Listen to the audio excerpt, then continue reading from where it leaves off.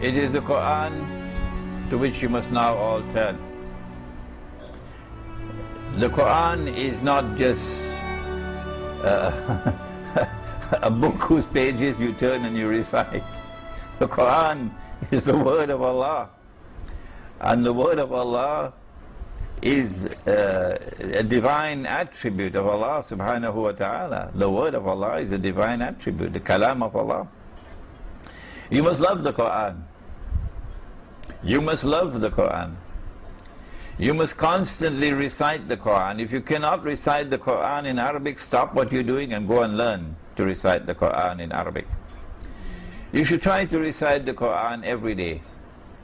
And the best time to recite the Quran is at the time of Fajr, before the Salat or after the Salat. You must recite the Quran cover to cover. Cover to cover. Even if you don't understand what you're reciting. Understanding will come later.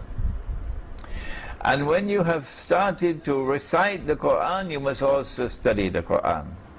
There's a methodology for studying the Quran, and I've explained that methodology several times in my lectures. The Quran is Nur, and you will not be able to see unless Allah puts Nur in your heart. And the major vehicle through which Nur will come to you is through the Quran. And Nabi Muhammad alayhi salatu wasalam is the teacher of the Quran.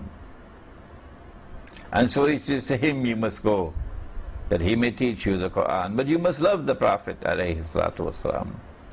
And loving the Prophet alayhi salatu wasalam is loving his sunnah. It is not love for the Prophet alayhi salatu wasalam that you should adopt a cosmetic version of Islam. I spoke previously about Protestant Islam. I'm now speaking about cosmetic Islam, part-time Islam. That you take part of the Sunnah and you abandon the other part. No, you must adopt the whole Sunnah. And the whole Sunnah involves at its very heart resisting oppression in the world.